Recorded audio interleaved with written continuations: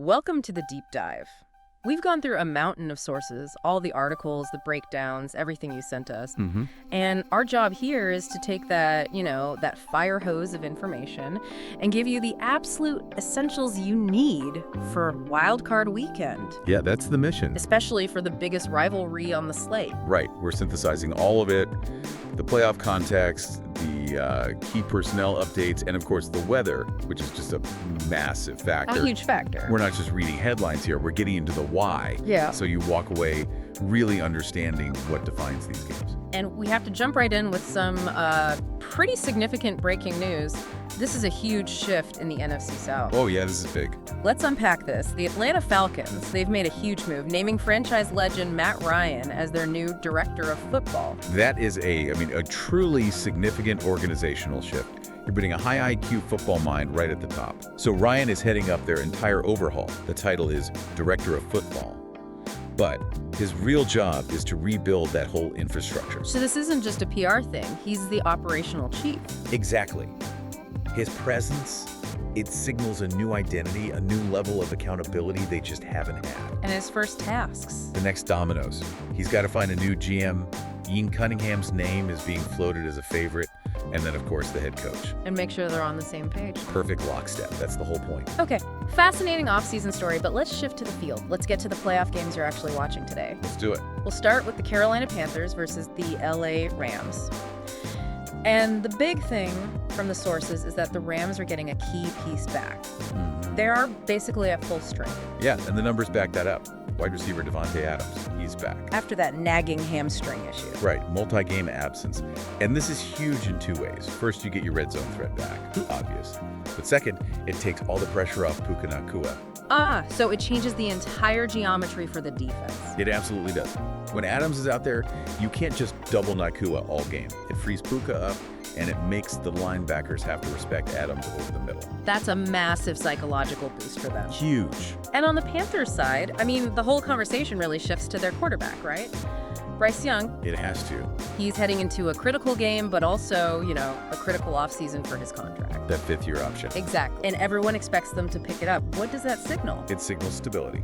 And that's what they need. Look, it's partly based on history. Every single #1 overall pick QB has had their option picked up. All 8 of them. All 8. But for Young, it's more than that. It's the organization saying, you're a guy long-term.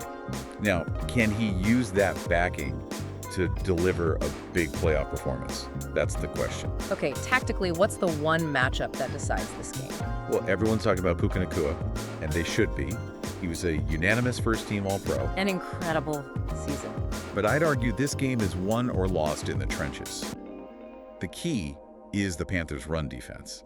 And the numbers here, they're pretty alarming for Carolina. They are. The last time they played the Rams, that defense allowed a staggering 7 yards a carry. Wow. To Williams and Querim. That suggests a fundamental problem with gap integrity.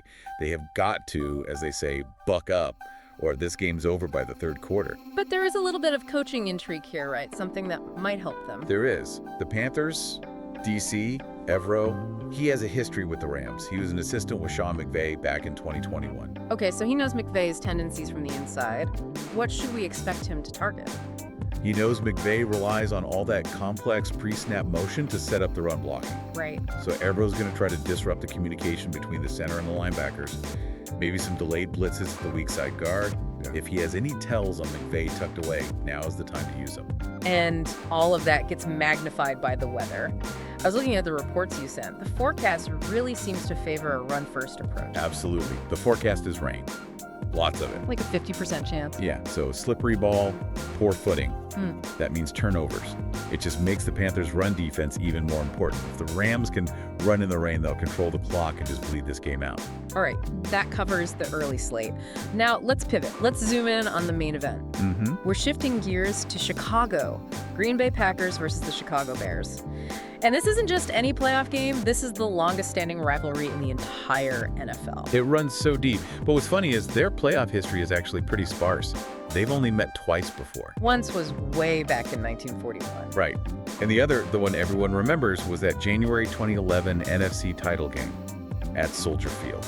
That game defined a whole generation of this rivalry. It really did. You had peak Aaron Rodgers. The Packers took that early lead.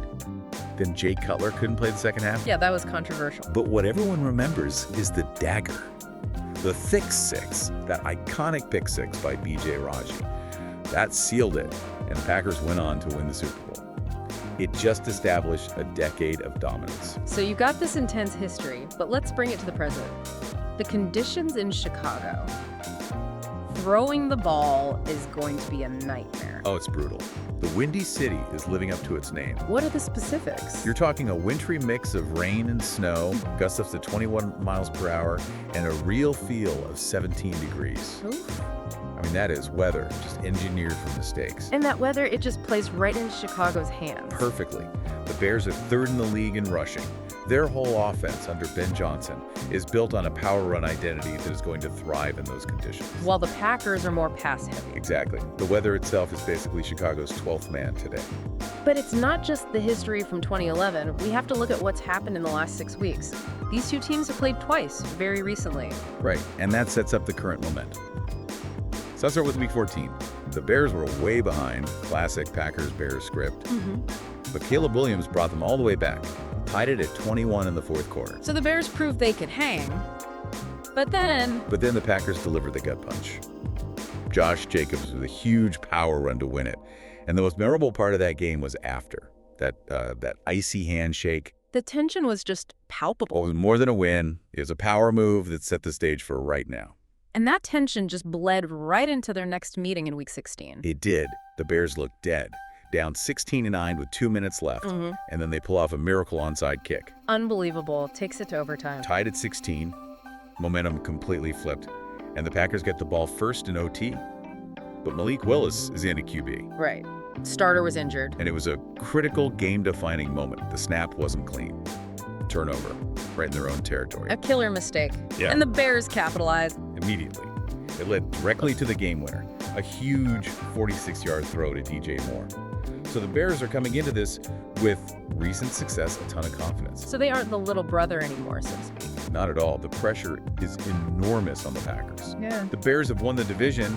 Now they can knock Green Bay out of the playoffs. For the Packers, it would feel like they've been passed over. Okay, so let's get tactical. Let's start with Green Bay. The story is Jordan Love. He's back after being in the concussion protocol. Right, first start in 3 weeks. He says he's not worried about rust, but But it's a fact. He's coming in cold for a rivalry game in brutal weather, and his playoff history isn't great.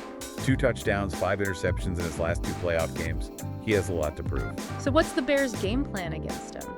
It's all about their secondary, and their corner, Jalen Johnson, summed it up.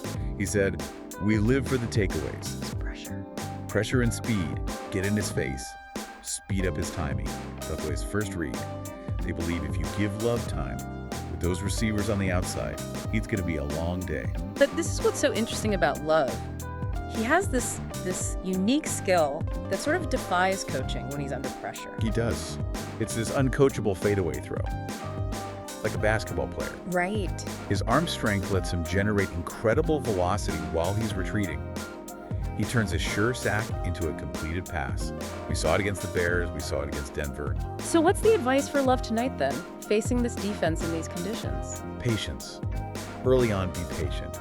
Establish the run, take what the defense gives you, get your rhythm back. But at some point, The Bears are going to send pressure. And that's when he has to pick his spots and challenge them deep. The Packers are still better on the outside. He has to trust his arm a few times a quarter to keep him honest. and what's the one area they absolutely have to fix from last time? The red zone. It was, frankly, embarrassing. They were 0 for 5 in the red zone last time. 0 for 5. You can't do that. That has to change. He has to use his weapons, especially Josh Jacobs. People forget, Jacobs was maybe the best red zone back in the league to start the year. You have to feed him inside the 20. Okay, let's flip it. Let's talk about the Chicago offense. Caleb Williams, Ben Johnson. It seems crazy to expect a high-scoring game in this weather, but people are. I expect it to be high scoring because I believe in Ben Johnson. The guy is a creative genius. His system is just built for the trenches. It all starts with the run game. It's what defines them. He uses that two-headed monster in the backfield, multiple personnel groupings, gap runs, zone runs. It's all there. And you should expect a ton of play action off of that. Which puts all the pressure on the Packers defense. All of it. And they've been under a microscope, especially since Micah Parsons left the lineup. The narrative is pretty stark. They haven't won a game without him. And it's tough to shake because the numbers are just profound. This defense is almost 10 points different without Parsons on the field. Think about that. So break that down. How does one edge rusher cause a 10-point swing? Well, when Parsons is healthy, he commands double teams. He draws attention. He generates pressure in under 2.5 seconds, which makes life easy for the secondary. They don't have to cover as long. Exactly. Without him, the D-line gets less pressure, so the secondary has to hold coverage longer. And that leads to penalties, missed tackles, and that 10-point difference. It's a cascading failure. So what about unit pride? I mean, they have to be furious hearing they can't win without one guy. They have to be pissed off. This is their chance against their rival. Players like Rashawn Gary need to step up. Gary has 0 sacks in the last 9 weeks. 0. That's a crazy stat. That drought has to end tonight, especially with Caleb Williams' mobility. Williams will just evade the rush and buy time if you don't get home. Gary has to disrupt Johnson's whole plan. So what does this all boil down to for you, the listener, today? It boils down to enormous, delicious stakes. It's bragging rights, it's history, it's the chance for the little brother Bears to eliminate the Packers and take the division. And you're still expecting a high-scoring game despite the weather. I am. I have faith in Ben Johnson's run game and in Love's ability to hit a few of those big fadeaway plays. And speaking of that connection, Williams and Johnson, there's a great little story that shows just how in sync they are. For the regular season finale, Williams showed up wearing a high school football jersey. Right, which is unusual. And it turns out it was Ben Johnson's old jersey from AC Reynolds High School in Asheville, where Johnson won a state title as a junior quarterback. Yeah. So for Williams to do that, to honor his coach's legacy like that, it's just a powerful symbol of their synergy. So that deep dive leaves us with one last thought to chew on as we head into these games. We keep coming back to the Packers defense. And that 10-point difference without Micah Parsons. They're hearing that statement over and over. You do not want to start the offseason today. It's the ultimate pressure. It is. Yeah. And it forces you to ask a really profound question for that unit. When one player is so valuable, he's considered quarterback level valuable to a defense. Yeah. How does that shift the responsibility onto everyone else? This isn't just about one guy stepping up. It's a test of their depth, their pride, their entire system. Are they more than the sum of one absent part? That's the real battle they're fighting tonight, and the answer will decide their season.